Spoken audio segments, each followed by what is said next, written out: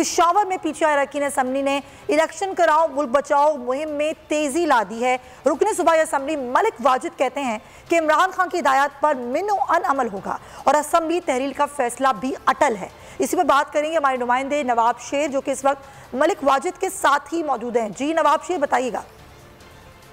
जी बिल्कुल, पाकिस्तान तहरीक इंसाफ के चेयरमैन इमरान खान की खैबर पुख्तनख्वा और पंजाब असम्बलियों को तहलील करने के ऐलान के बाद मुहिम जो है वो पेशावर में ज़ोर और शोर से जारी है और उसमें मज़ीद तेज़ी आ गई है। मेरे साथ इस वक्त पाकिस्तान तहरीक इंसाफ के रहनुमा रुकन सूबाई असम्बली मलिक वाजिद मौजूद है, उनसे बात करते। 2 हफ्ते से हम खान साहब के ऑर्डर पे और महमूद खान की तरफ से हमें ये इशारा मिला था कि हमने असम्बली तहलील कर दिया है, तो हमने उसको ये वाज़िहा पैगाम दिया कि खान साहब के हम सिपाही हैं, जब भी खान साहब इस्तीफ़ा मांगेंगे असम्बली तहलील करेंगे हम उसको बिल्कुल सपोर्ट करेंगे और हम तैयार हैं। हम कब से तैयार बैठे हैं इलेक्शन के लिए, जब से खान साहब हुकूमत से गए तो हम जो है उसी दिन से हम तैयार हैं।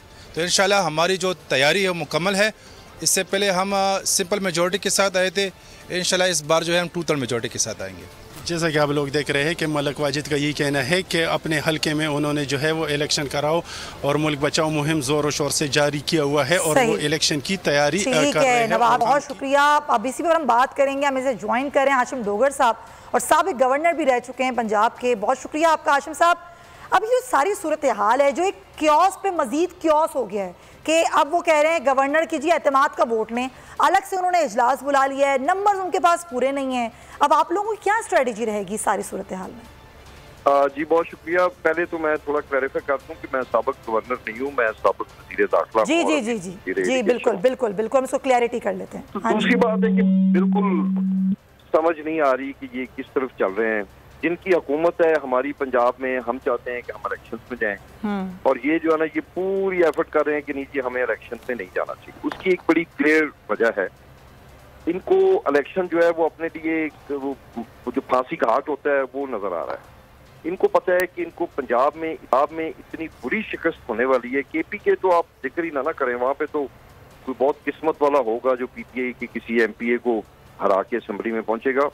पंजाब में भी ये सूरत हाल होगी कि जो मुझे नजर आ रहा है 3/4 के साथ इंशाल्लाह हम अगले 3 महीने के अंदर हम वापस पंजाब असेंबली में पहुंचेंगे और हमारा 3/4 है कि जी 3/4, 2 तिहाई नहीं 3/4 और उसमें यही इनसे मशवरा है कि in the larger interest of the country आप देखें मुल्क की मईशत कहाँ जा रही है और आप सिर्फ अपने ये जो है ये इक़्तिदार की खातर आपने हर चीज को दांव पे लगा दिया।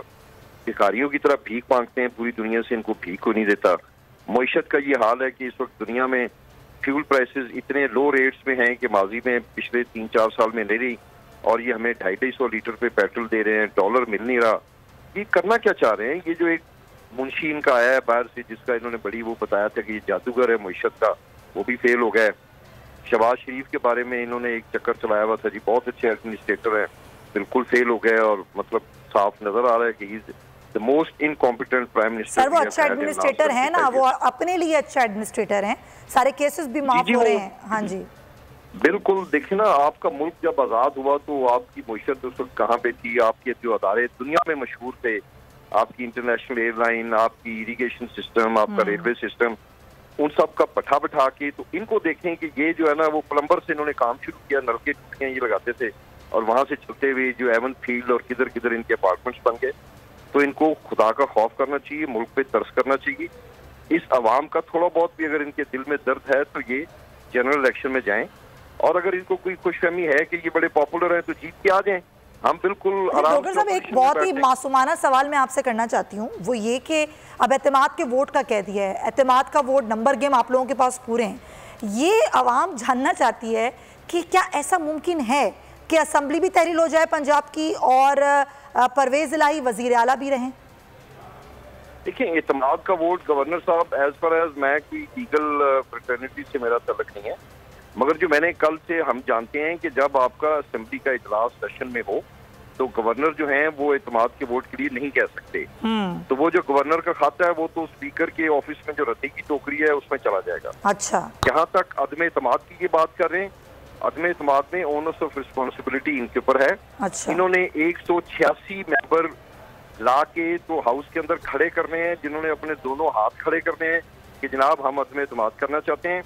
मैं समझता हूँ फिलहाल तो जो पोजीशन है पीडीएम दोबारा भी पैदा होकर आ जाए तो 186 का फिगर पूरा है। ओके, तो सर ये होगा कैसे, फिर इनकी ख्वाहिश कैसे पूरी होगी? मैं ये अर्ज कर रहा हूँ कि जो हमारे दरमियान में, जो हमारे रैंक्स के अंदर फाइल्स में जो भेड़ बकरियां थी वो फरोख्त हो चुकी हैं। बाकी सब गयूर इमरान खान के 178 MPAs हैं, काफी के 10 MPAs हैं और हम बिल्कुल हैंड्स इन ग्लव्स हैं। और कोई जमीर जिंदा होने की, कोई फोन आने की कोई गुंजाइश नहीं है? बिल्कुल कोई गुंजाइश नहीं है। और जो मेरे पास इंफॉर्मेशन है, जुमे के दिन इस असेंबली का आखिरी दिन होगा। अच्छा। और उसके बाद हम इलेक्शन के मोड में चले जाएंगे और हम इंशाल्लाह इनको वो इस दफा इलेक्शन करवा के दिखाएंगे कि ये इंशाल्लाह ये याद रखेंगे कि जो पीपल्स पार्टी के साथ पंजाब में हुआ वो मुझे नून लीग के साथ फ्यूचर में होता हुआ नजर आ रहा है। ठीक है, बहुत शुक्रिया डोगर साहब हमारे साथ थे। अगर आपको वीडियो पसंद आई है तो लाइक पर क्लिक करें। हकीकी आजादी की जंग में बोल भी कप्तान के हमकदम। इलेक्शन कराओ मुल्क बचाओ की लाइव ट्रांसमिशन, दिखाई लम्हा ब लम्हा सूरत हाल। रील और रेटिंग में भी बोल न्यूज रहा नंबर 1। सब्सक्राइब करें और बेल दबाएं ताकि कोई खबर रह न जाए।